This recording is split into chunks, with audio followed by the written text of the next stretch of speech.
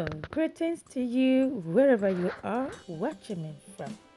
I trust you are doing great, and I thank you and welcome you back to my YouTube channel. As usual, my name is Oluwakemi Osege, and I'm excited to share another behind the scenes recording with you.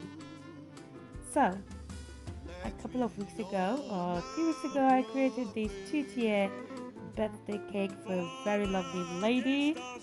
It's a golden white thing which involves stenciling. So here I am. As you can see, I've baked my cake. I have toasted them, filled them with buttercream, layered them up, ganache them, and also covered them in fondant. So, and that's now, I am now stenciling the bottom tier of the cake. So I am using the cake in it stencil.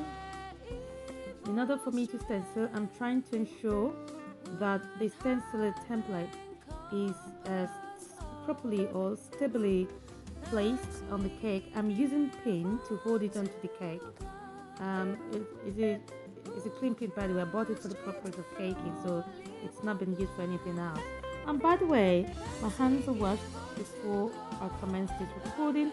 My hands are always washed before I commence cake work, and throughout the course of my working on the cake, baking, decorating, whatever it is, my hands get washed at various intervals. So my hands are always clean.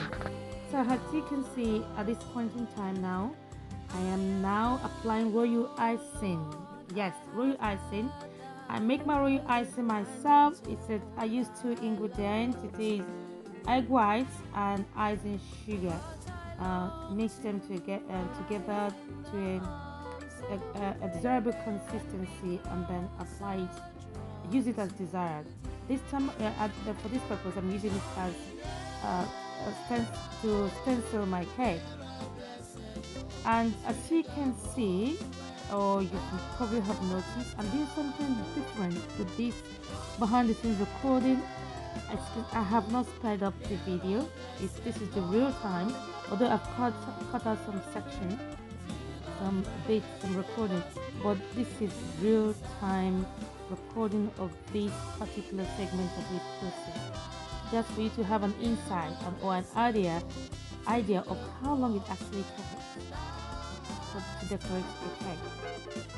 This is just a small section of it. Imagine the time I've taken to get to this stage, from the baking to the layering, filling of buttercream, and even covering with fondant. Can you see those sharp edges, sharp corners of my hexagon tier? Anyways, so let's now go back to my stenciling. So I have applied the royal icing. I made sure that all the parts of the pattern of that stencil was covered with royal icing, to make sure that by the time I lift up my stencil, it leaves the design of that pattern on my cake. So initially, as you saw, I used a straight metal scraper a long straight metal scraper to scrape off the excess. And because of the pins I used to hold down my stencil, it was kind of not easy for me to get into the side. So that's why I now went over with my small plastic scraper. So I'm now getting into the corners of those 6 pins that used to hold down my stencil. So I'm simply getting rid of the excess royal icing. I hope you can see properly. Now I have gotten rid of the excess royal icing. Now I have proceeded, I am now proceeding to apply those onto the royal icing I applied initially on top of it, to kind of define the pattern.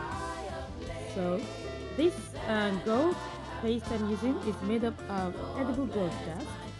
I usually use the brand called Edible. That's EDABLE. Edible gold dust. I usually get mine from my local cake decorating supply store called Sugar Crafts Boutique. They're located in Dulwich on Lordship Lane. So here now I have now made my edible gold dust into a paste. What I did was to use clear alcohol, that's like clear vodka, like vodka. So any clear alcohol, then apply some of the dried dust and mix it together, making it into a paste, not too watery and not too thick.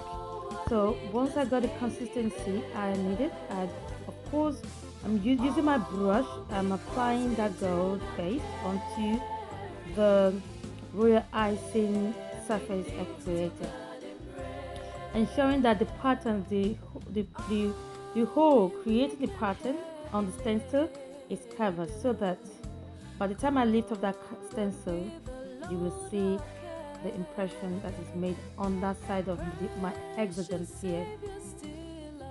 So there are a total of 6 sides to do like this. I've made the first 2 sides in real time, then after that I've fastened the process. This kind of gives you an idea of how long it actually takes to create a cake, and not just any cake, a beautiful cake for that matter.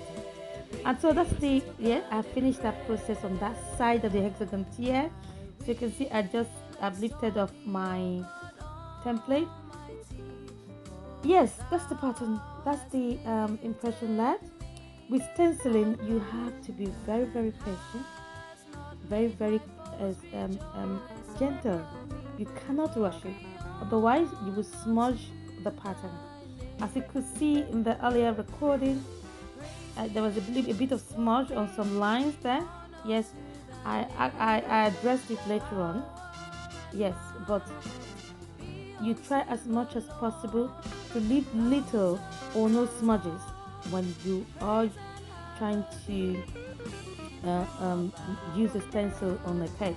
Now, as you can see, I have now moved to another side of my hexagon. This is the second side. As you see, I have a total of 6 sides to create. So I have now moved my camera stand to a different angle, so that you can actually see more clearly what I'm doing. I think you can see more clearly on this angle now. So you can see that I have I'm using these pins I mentioned earlier to hold on my hexagon, my stencil template onto my hexagon side.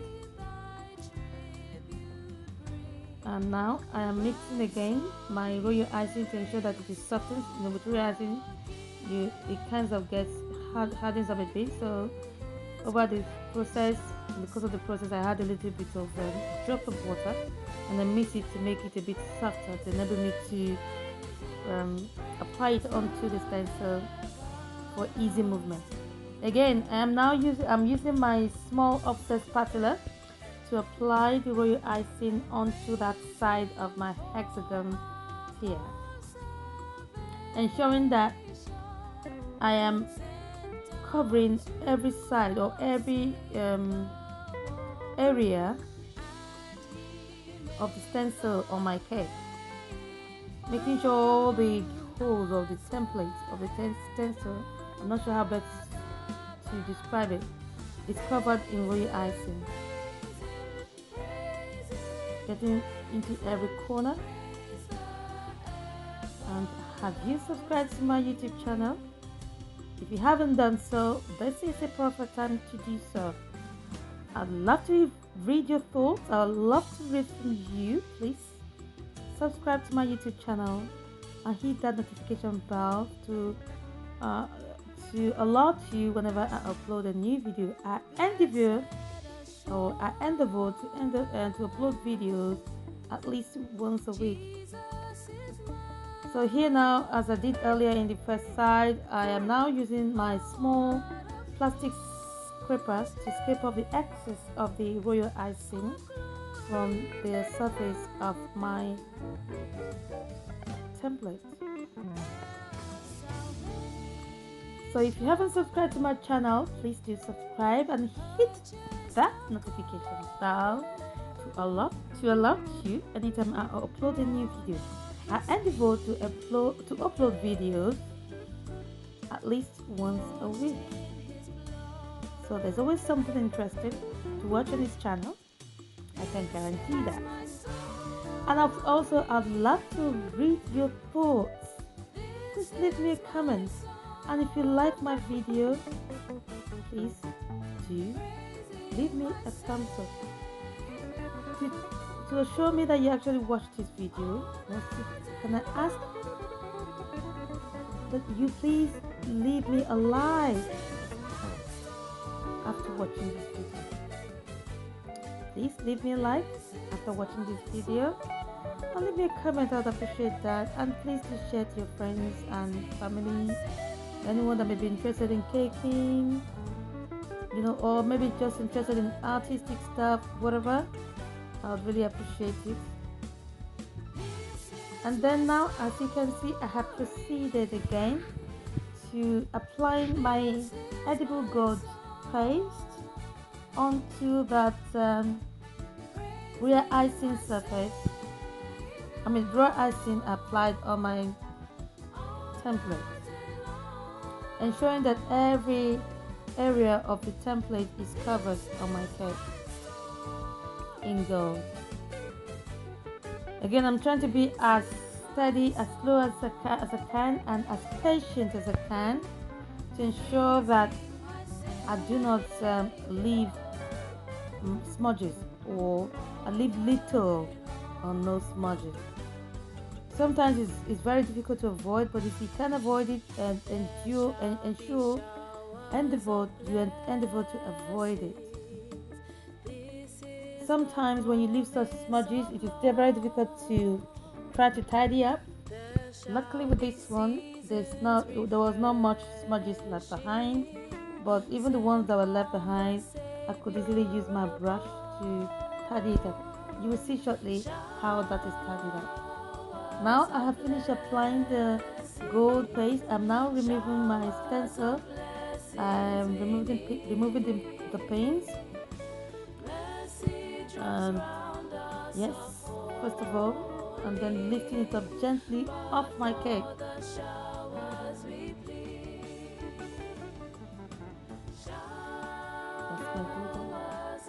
Yes, now then I'm then lifting it up gently off my cake. Yep, there it is. And you can see the smudges on the left hand side, a little smudge on the left hand side. What I tend to do, once I apply one side of the stencil, I go to my sink, I wash it off, because I don't want to use the same template on the other side. Otherwise, I will leave a lot of gold smudges on the fresh side. So it is important that as soon as I finish one side, I wash it up with warm water and dry it before I begin again the process. So you can imagine how long it took. This process alone took me at least 1 hour 30 minutes, if not even up to 2 hours. This stenciling process. And now you can see that I'm now cleaning up the little smudges that was left behind. What I'm using is a very tiny tip brush, straight brush, and then using clear alcohol, that's vodka this time around, just alcohol, just applying it to take off the excess on the pattern. So trying to clean the pattern. So I'm using vodka or clear alcohol to kind of clean it up. One thing with clear alcohol is that it takes away smudges or stains on your cake, because once it dries, it dries away, or it lifts off the dirt along with the alcohol being dried away. I don't know if you understand what I'm saying. But anyways, once the alcohol dries up, it lifts up whatever it is that was with it. So if it's a red stain, a black stain. Once you use clear alcohol to clean it up, it kind of lifts it up. Yeah, that's how one of the things I learned in the course of my caking journey. So what I was doing there is that I was now clearing, cutting off, with royal icing. Once it dries up, it becomes hard. So there were some parts on the corners of the cake that I needed to clean up. So that's what I was doing. So, and then I've now proceeded to the other sides, those of the hexagon tier. As I said earlier, there are 6 sides that I had to complete this process for. And you can see now I'm now speeding the remainder side of the process. At least you got the gist with the first 2 sides I did. So I'm now speeding up the remaining process now. It's still the same process, applying and placing my stencil properly on the side of my cake, applying my royal icing, applying the gold on top of it, and then lifting it up gently. So that's 3 down and 3 more to go. And then I'll lift it up gently and then go and wash it up, dry it, and then come back again to continue the process. Clean up any smudges along the way. So that's 3 down and then 3 more to go. You can see that's all the sides of my hexagon tier, all stenciled up with royal icing, and then gold brushed over that pattern. So that's my entire bottom tier completed. I have now proceeded to stacking up my cake. This cake, as I said earlier, is a 2-tier cake. So the top tier is around 6 inches. And what I'm doing now, I've now measured the center of my bottom tier to kind of mark out where my top tier is going to be positioned. Make sure my cake is straight and properly stacked and sturdy. So I am using wedding cake dowels or rods. These are thicker dowels like a rod. So I have measured out using a 6 inches cake card to measure out where that 6 inches cake tier is going to sit. So, and then now inserted 4 wedding cake dowels on the bottom tier of my cake, marked out where it stopped at the top of my cake, and then removed them or cut off the excess and inserted them back. You get what I'm trying to say. So at this point, I'm just inserting all the dowels, making sure they are properly inserted, and then I've marked them where I need to cut them off, and then I've cut the excess. I'm now inserting them back into my bottom tier cake.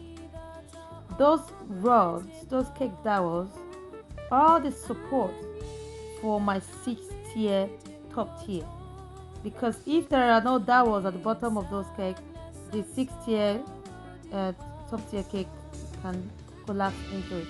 So what I'm doing again, another thing I use royal icing for is stacking my cake as a kind of adhesive for my top tier cake to sit on.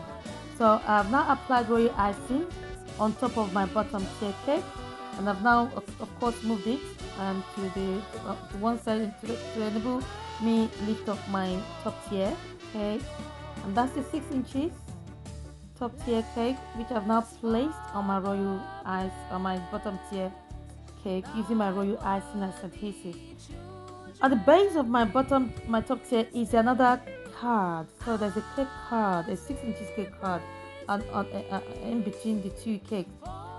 So it's like a plate that is going to sit on top of those rods to ensure the cake is properly sat on the bottom tier.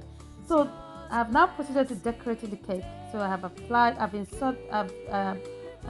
made some fondant ruffles around the base of my top tier, and then applied gold bubbles in some strategic area on the bottom tier, created some sort of design straight or jagged, we call it jagged, on the top tier to create a design on front of it, and of course put some gold balls around it to design as a kind of design as well.